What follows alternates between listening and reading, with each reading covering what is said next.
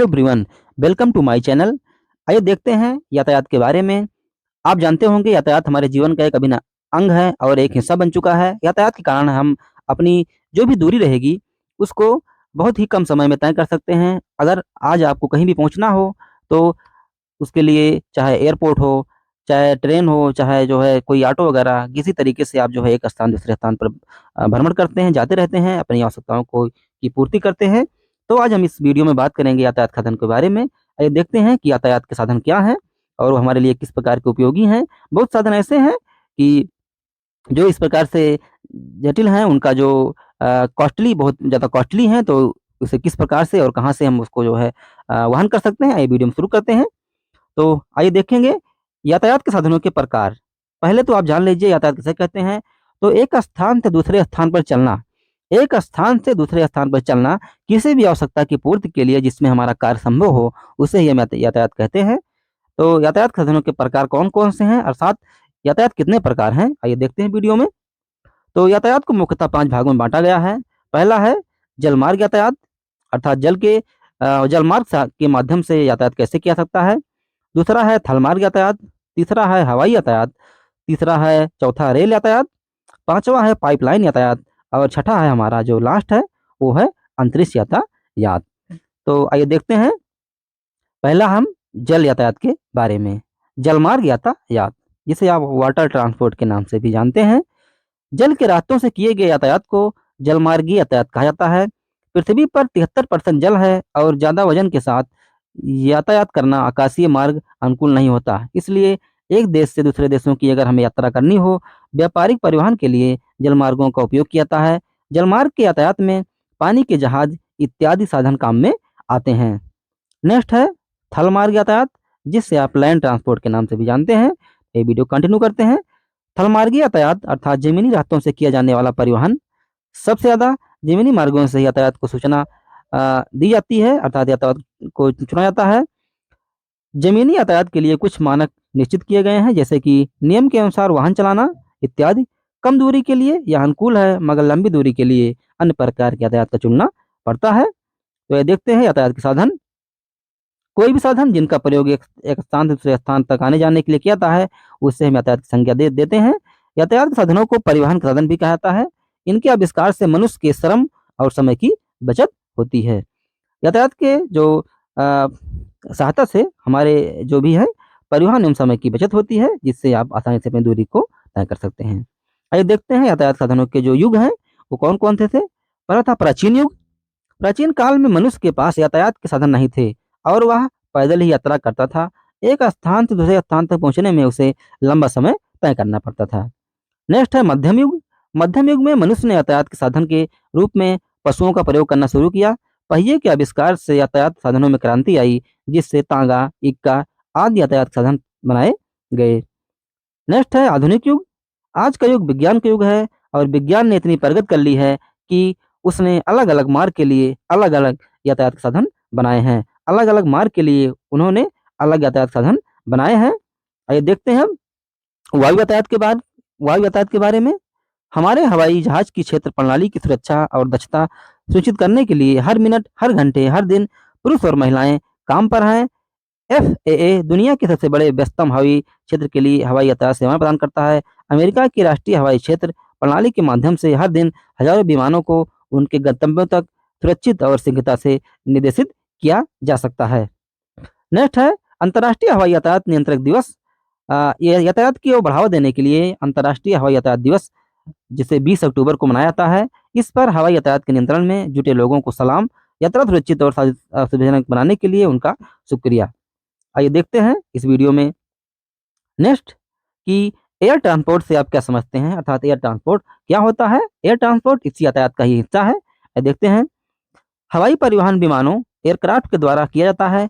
विमान एक वायुयान होता है जिसका उपयोग व्यक्तियों और सामग्री को एक स्थान से दूसरे स्थान पर ले जाने के लिए किया जाता है। ये विमान वायुमार्ग एयर रूट्स पर उड़ते हैं और नियमित रूप से एयरपोर्ट से उड़ान भरते रहते हैं। आइए देखते हैं कि वायु परिवहन के क्या लाभ हैं।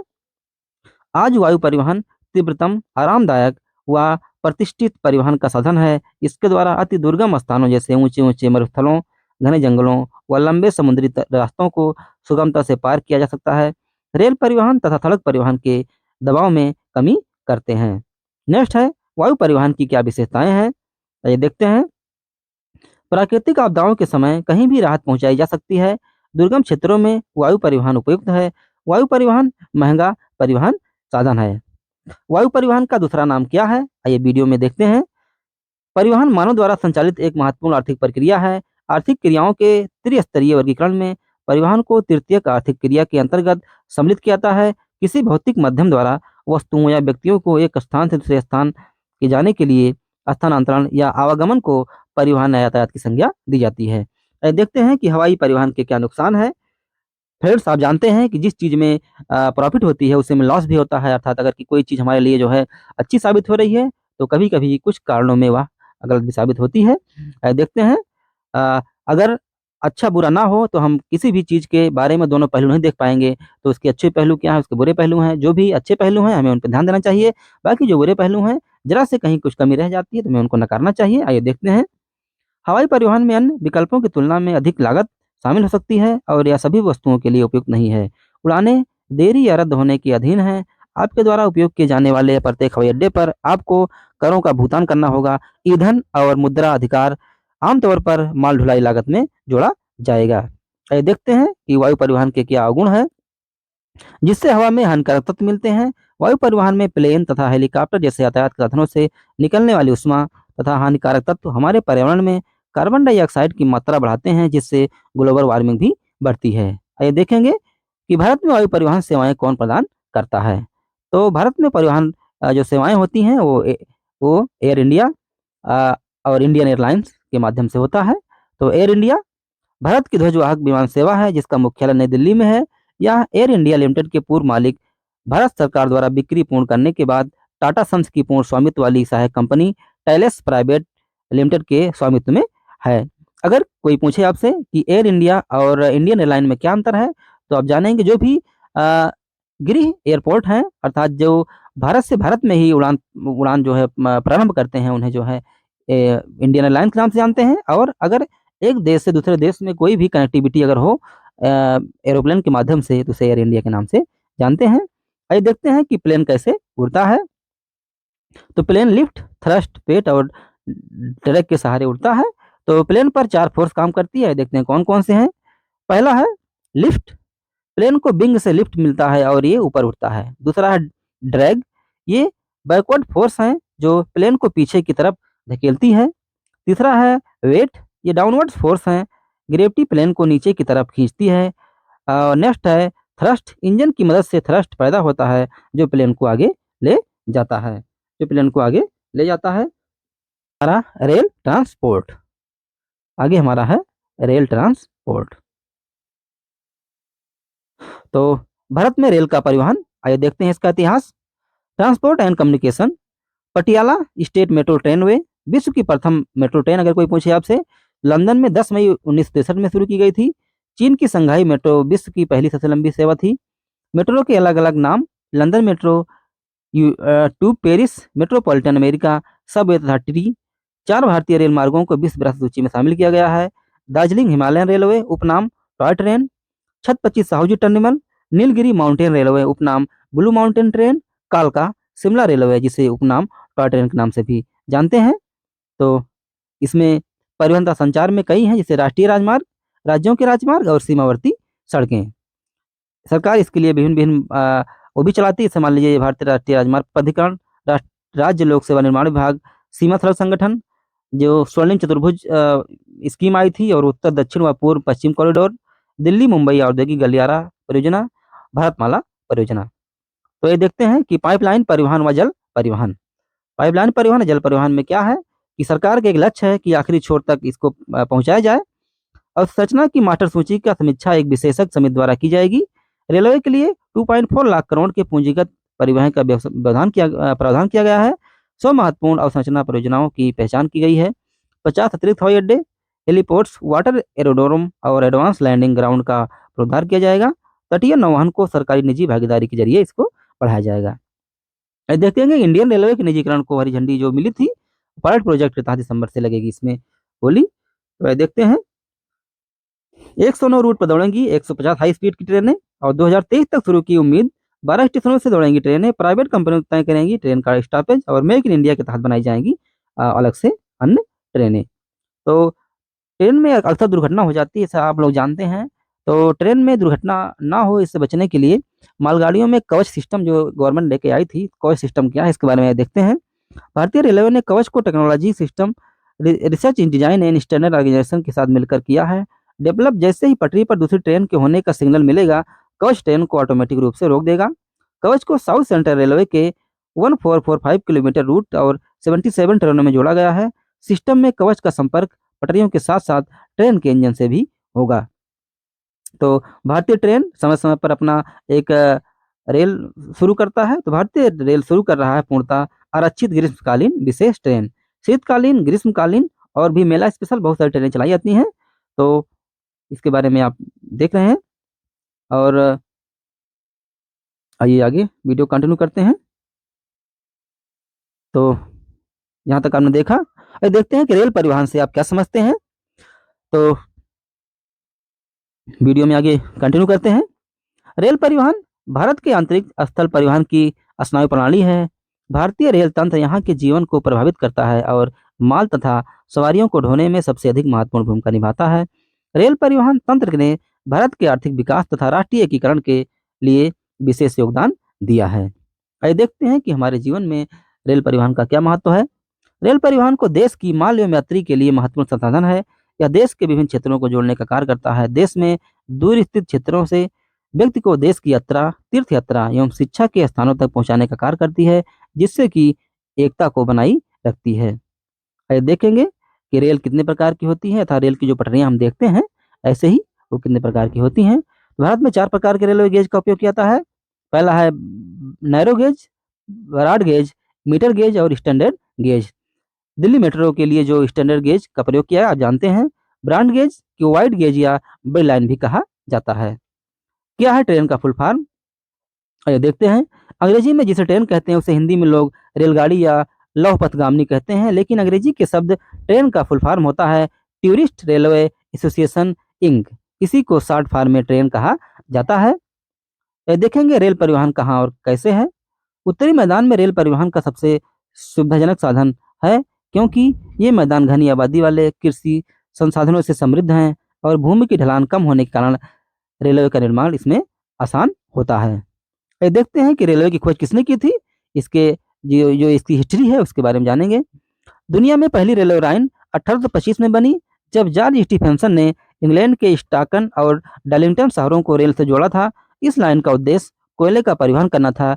वैगनों को भाप इंजनों द्वारा खींचा जाता था, यात्रियों को घोड़ा गाड़ी द्वारा ले जाया जाता था। नेक्स्ट है, भारत में प्रथम रेलवे का नाम क्या है। लॉर्ड डलहौजी ने देश की पहली यात्री ट्रेन समर्पित की, जो 16 अप्रैल 1853 को बॉम्बे के बोरीबंदर स्टेशन और थाने के बीच चली। 34 किलोमीटर 21 मील की यात्रा करने वाली ट्रेन में 4000 लोग सवार थे। ग्रेट इंडियन पेनिनसुला रेलवे ने यात्री लाइन GIPR का निर्माण और संचालन किया। आइए देखते हैं कि ट्रेन का पहला नाम कौन सा है। 1837 में रेड हिल्स ने मद्रास के चिंतादिप्पट ब्रिज तक देश की पहली ट्रेन रेड हिल रेलवे चली। इसे विलियम एवरी निर्मित रोटरी स्टीम इंजन लोकोमोटिव द्वारा खींचा गया था। आर्थर कॉटन द्वारा डिजाइन किया गया रेलवे मुख्य रूप से मद्रास में सड़क निर्माण कार्य के लिए लेटराइट पत्थर के परिवहन के लिए उपयोग किया जाता था। आइए देखेंगे कि भारत में कितनी ट्रेनें हैं जो सेवाएं दे रही हैं। भारत में लगभग 22,593 से अधिक परिवहन और परिचालन वाली ट्रेनों के साथ चौथा सबसे बड़ा रेलवे नेटवर्क है, जिसमें दैनिक यात्री संख्या 24 मिलियन यात्री और 203.88 मिलियन टन माल ढुलाई है। भारत के रेलवे नेटवर्क को एक एकल प्रबंधन के तहत दुनिया की सबसे बड़ी रेलवे प्रणालियों में से एक माना जाता है। आइए देखते हैं कि रेलवे परिवहन की स्थापना कब हुई थी। रेलवे की स्थापना 8 मई 1845 को हुई थी और इसका मुख्यालय नई दिल्ली में है। 177 ईयर पुराना भारतीय रेलवे आज भी सबसे सस्ता और पसंदीदा परिवहन का जरिया है। दोस्तों 177 वर्ष हो गए, लेकिन फिर भी भारतीय रेलवे आज भी सबसे सस्ता और पसंदीदा परिवहन का जरिया लोगों के लिए बना हुआ है। भारत का सबसे बड़ा रेलवे स्टेशन कौन सा है, इसमें देखते हैं। भारत के सबसे बड़े रेलवे स्टेशन की बात करें तो वह हावड़ा रेलवे स्टेशन है। यह रेलवे स्टेशन भारत के सबसे व्यस्ततम रेलवे स्टेशनों में से एक है। गोरखपुर को भी जो रेलवे स्टेशन है उसे भी अभी सबसे बड़े स्टेशन का दर्जा दिया गया था। तो अभी कुछ इसमें अपडेट आए हैं, तो आप उसको देख लीजिएगा। ट्रेन कितनी वोल्ट से चलती है, आइए इसके बारे में जानते हैं। भारतीय रेलवे में 1925 में 1500 वोल्ट डीसी के साथ विद्युतीकरण की शुरुआत हुई थी। इसके बाद इसे बढ़ाकर 3000 वोल्ट अर्थात डीसी कर दिया गया। इसी में नेक्स्ट तथ्य है कि भारत का सबसे सुंदर रेलवे स्टेशन कौन सा है, तो दार्जिलिंग हिमालयन रेलवे का घूम स्टेशन ये न सिर्फ भारत का सबसे खूबसूरत रेलवे स्टेशन है बल्कि भारत का सबसे ऊंचा रेलवे स्पॉट भी है। आइए देखेंगे अगला, इंडिया का सबसे नंबर 1 स्टेशन कौन सा है, तो इंडिया का सबसे नंबर 1 स्टेशन है छत्रपति शिवाजी टर्मिनस। छत्रपति शिवाजी टर्मिनस पहले का विक्टोरिया टर्मिनस जो अब छत्रपति शिवाजी टर्मिनस बन गया है, वो भारत के सबसे चर्चित रेलवे स्टेशनों में से एक है।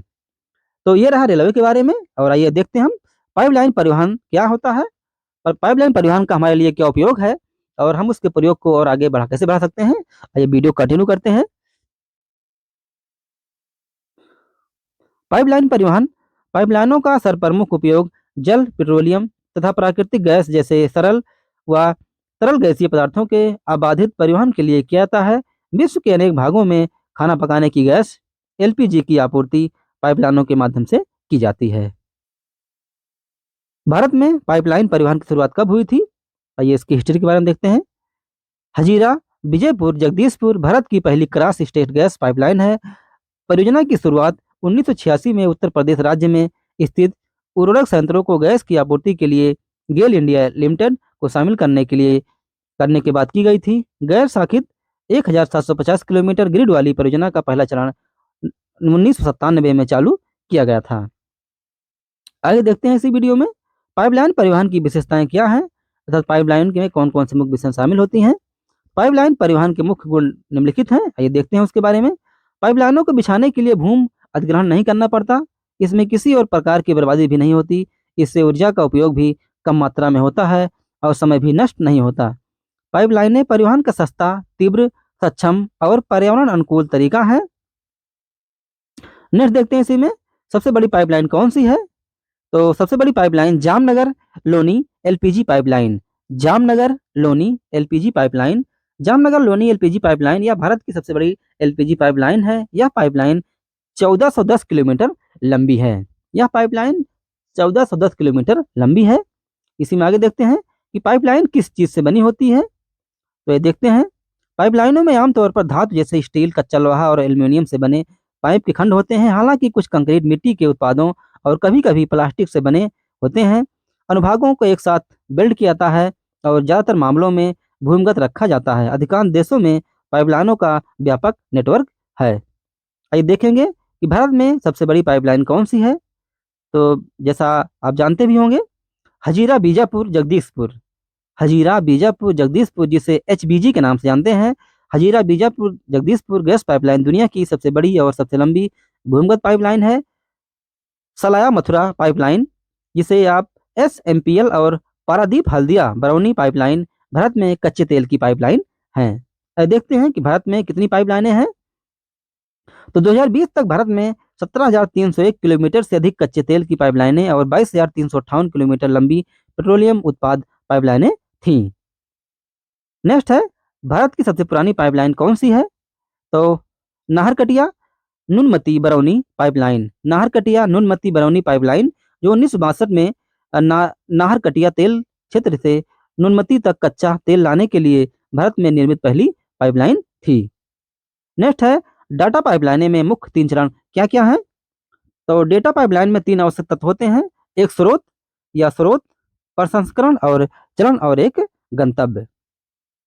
आइए नेक्स्ट देखेंगे कि हमारे देश में 3 प्रमुख पाइपलाइन परिवहन कौन से हैं, तो देश में पाइपलाइन परिवहन के 3 प्रमुख जाल हैं। ऊपरी असम के तेल क्षेत्रों में जैसे गुवाहाटी, बरौनी व अहमदाबाद के रास्ते कानपुर उत्तर प्रदेश तक। इसकी एक शाखा बरौनी से राजबंद होकर हल्दिया तक है। दूसरी राजबंद से मौरीग्राम तक तथा गुवाहाटी से सिलीगुड़ी तक है।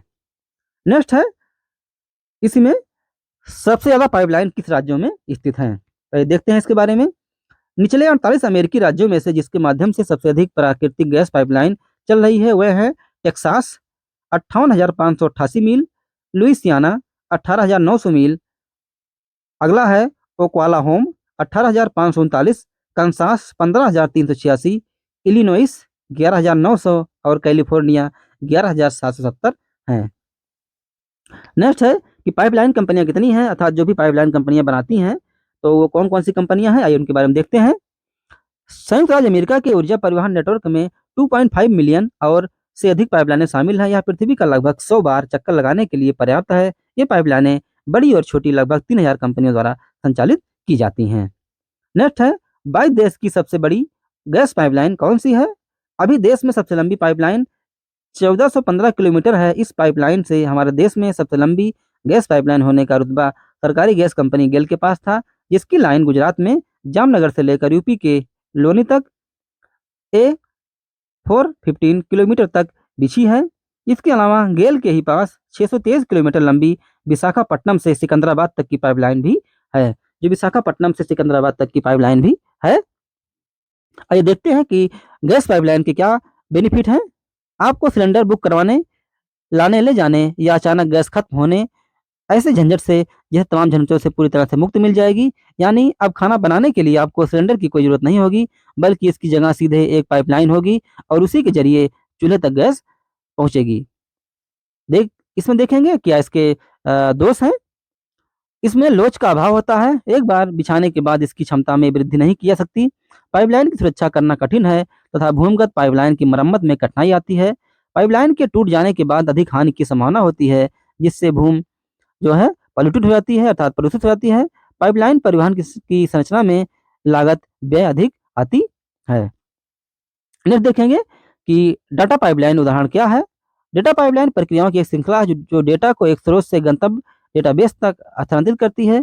तकनीकी निर्भरता का एक उदाहरण यह हो सकता है कि स्रोतों से डेटा को अनुसार करने के बाद डेटा को आगे सत्यापन के अधीन करने से पहले एक केंद्रीय कतार में रखा जाता है और फिर अंत में एक गंतव्य पर डंप किया जाता है। इसी में लास्ट देखेंगे कि डाटा पाइपलाइन में अंतिम चरण क्या है। तो पाइपलाइन के आउटपुट के लिए भंडारण स्थापित करें। एक बार डेटा संग्रहित हो जाने के बाद हमें विभिन्न व्यावसायिक उपयोग के मामलों की सेवा के लिए अपने डेटा के लिए अंतिम भंडारण गंतव्य निर्धारित करना होगा। इस चरण में हम ऐसे प्रश्न पूछते हैं, क्या हम डेटा वेयरहाउस या डेटा तक जैसे बड़े बड़े डेटा स्टोर का उपयोग करने जा रहे हैं। तो इसी में आगे देखेंगे कि जो हमारे यहाँ स्पेस शटल है, अर्थात जो अंतरिक्ष जो है यातायात है, उसके बारे में देखेंगे। अंतरिक्ष यान पृथ्वी की सतह से अंतरिक्ष में जाने का एक यातायात साधन है। अंतरिक्ष यान एक उच्चतम तकनीकी से बनाए जाते हैं, जिसका उपयोग बाहरी ग्रहों और तारामंडल की अन्वेषण करने में किया जाता है। ये यान भूमि के गुरुत्वाकर्षण को पार करते हुए अंतरिक्ष में सीधे पहुंचते हैं। अब देखते हैं भारत में पहला रॉकेट कब लॉन्च किया गया था। 44 साल पहले आज ही के दिन इसरो ने अपना पहला रॉकेट SLV-3E1 लॉन्च किया था। 10 अगस्त 1979 को यह मिशन फेल तो हुआ, पर हौसला नहीं टूटा। तब से अब तक इसरो ने 124 spacecraft mission, 93 launch mission, 15 student mission, 2 re entry mission पूरे कर चुका है। 11 महीने बाद ही इसरो ने सफलतापूर्वक रॉकेट लॉन्च किया। इसी में देखेंगे नेक्स्ट कि भारत का पहला अंतरिक्ष यान कौन सा है। तो अभी आपने देखा ही होगा हाल में, ये गगनयान। भारत का पहला अंतरिक्ष यान कौन सा है, तो आपका आंसर होगा गगनयान। मिशन गगनयान को भारत का पहला मानव अंतरिक्ष यान कार्यक्रम करार दिया गया है। भारत 2025 तक अंतरिक्ष यात्रियों को अंतरिक्ष में भेजने की योजना बना रहा है। गगनयान अनुसूची के तहत 3 उड़ानों को कक्षा में भेजा जाएगा। नेक्स्ट देखेंगे कि जहाँ से इसरो ये यान इनको लॉन्च करता है, तो उसका पुराना नाम क्या था, कि पहले इसरो के नाम से इसे जानते थे। आइए देखते हैं इसके बारे में। तो इसरो का पुराना नाम क्या है।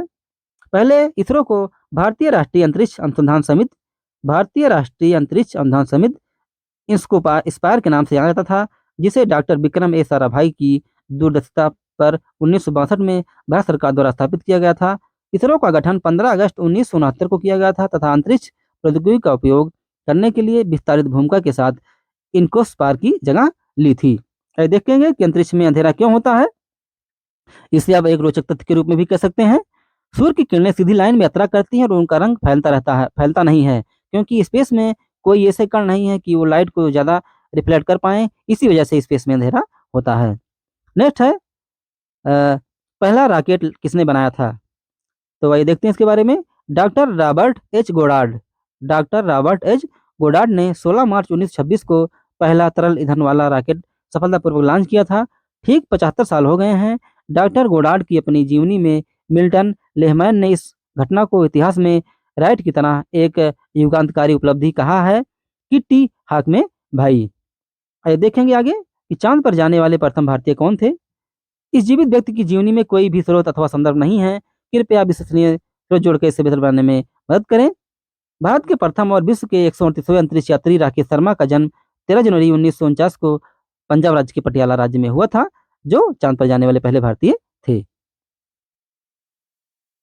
तो चांद पर जाने वाला पहले भारतीय आदमी राकेश शर्मा कभी चंद्रमा पर नहीं गए। वो अंतरिक्ष में जाने वाले पहले भारतीय हैं।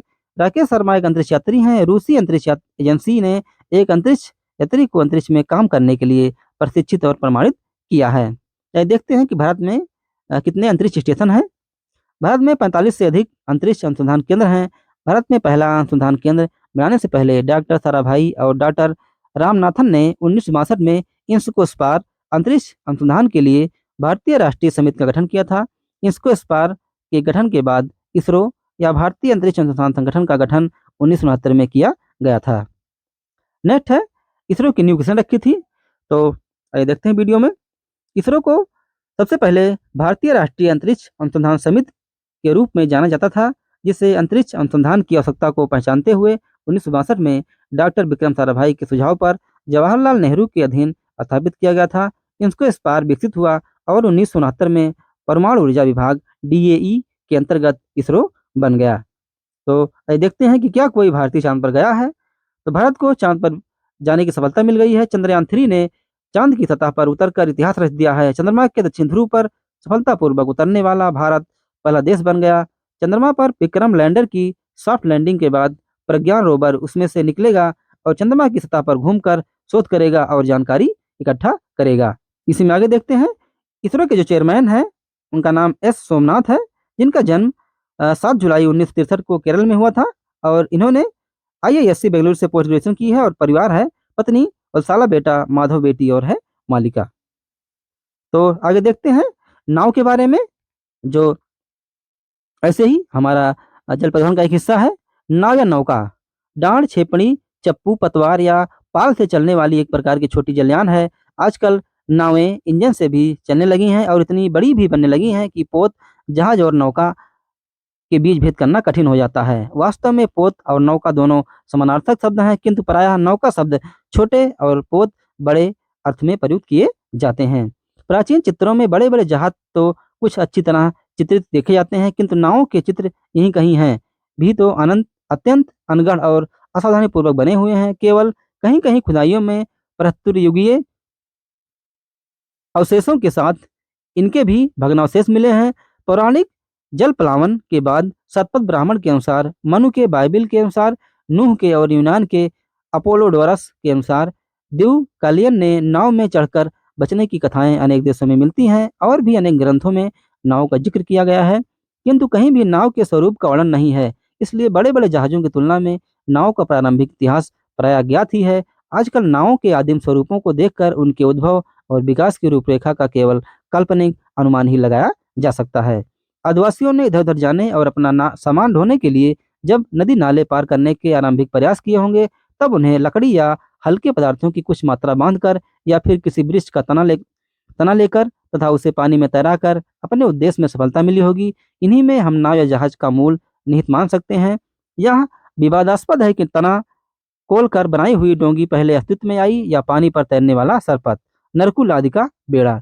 शायद छाल की डोंगियां और भी बाद में बनी और इसके बाद पशुओं के चमड़े के मस्कों में हवा भरकर उसके ऊपर घास फूस लकड़ी आदि का पाटन लगाकर इनसे लोग पानी में प्राय उतर जाया करते थे। साथ ही साथ चमड़े की पंसुइयां भी बनने लगी होंगी। ये कुछ सुधरे हुए स्वरूप थे। कुछ भी हो, यह आश्चर्यजनक तथ्य है कि बहुत दूर देशों में स्थित आपस में कभी भी एक दूसरे से संपर्क में ना आ सकने वाले लोगों के मन में अलग अलग एक जैसे ही विचार उत्पन्न हुए होंगे।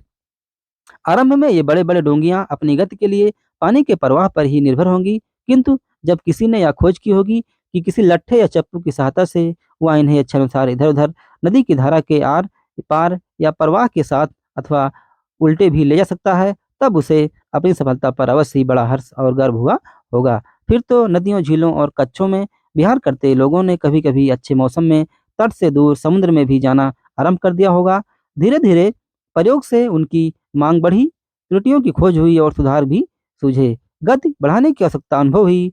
बेड़े के चारों ओर से और उनके बीच में से भी पानी उछलकर ऊपर आ जाता था, इससे भी बचना था। यही गति और ऊपर सूखा रखने की आवश्यकता की नाथ के इतिहास में आदि काल से आज तक मनुष्य को अपने आविष्कार में भांति-भांति के सुधार करने की और प्रेरणा मिलती रही होगी।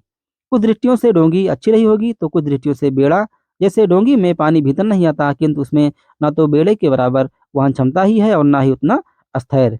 नाव नाम से दोनों ही आज तक काम आते हैं और दोनों ही उपयोगिताओं को मिलाकर ही भांत-भांत की नावें बनाई गई हैं। जैसे ही लकड़ी के तख्ते भले ही वे कुल्हाड़ी से काट फाड़ कर अनपढ़ अनगढ़ रूप से बनाए गए हों, जोड़ने की कला लोगों ने सीखी, वे जलाभेद बक्सानुमा नाव भी बनाने लगे। इससे चौड़े पेंदे के कारण बेड़े की भांति धैर्य और ऊंची दीवारों के कारण डोंगी की भांति सूखा स्थान उपलब्ध हुए। धीरे-धीरे इनके सिरे कुछ गोल, कुछ-कुछ नुकीले, कुछ-कुछ ऊपर उठे हुए इसी भांति आगे के आगे बनाए जाने लगे। 19वीं सदी के मध्य में नाव में इंजन लगते थे। 19वीं सदी के मध्य में नाव में इंजन लगने लगे। नौका विहार के लिए भाप नौका का खूब प्रचलन हुआ, किंतु नौ परिवहन तथा पत्तनों में इसका प्रयोग बहुत धीरे-धीरे बढ़ा। 20वीं सदी के आरंभ में भी यही प्रवृत्ति रही, किंतु प्रथम विश्व युद्ध के बाद जब वाष्य यंत्र विश्वसनीय समझ लिया गया, इसका प्रयोग सभी क्षेत्रों में बड़ी तेजी से बढ़ा। इनका मानकीकरण होने से संसार के अधिक सभ्य कहे जाने वाले देशों में चित्र-विचित्र और दर्शनीय नावों के स्थानीय नमूने बड़ी तेजी से गायब होने लगे। यूरोपीय तटों में सभी जगह जहाँ अत्यंत विभिन्नतापूर्ण परिस्थितियाँ थीं, एक ही गति हुई, अर्थात पाल पतवार की जगह भाप ले लीं। किंतु हिंद महासागर, दक्षिणी प्रशांत महासागर, दक्षिणी अमेरिका की नदियों और अफ्रीका की झीलों में अभी इनका व्यापक प्रयोग नहीं हो पाया है। तो देखते हैं इस वीडियो में कि नाव और नौका में क्या अंतर है, कैसे नाव संचालित है पर निर्भर करता है। तो आप एक मोटर या एक नौकायन नौका पर विचार कर सकते हैं, जबकि मोटर नौकाओं एक मोटर द्वारा संचालित कर रहे हैं। नौकायन नौकाओं पाल और हवा सुंदर द्वारा संचालित कर रहे हैं। तो हमारा वीडियो कैसा लगा?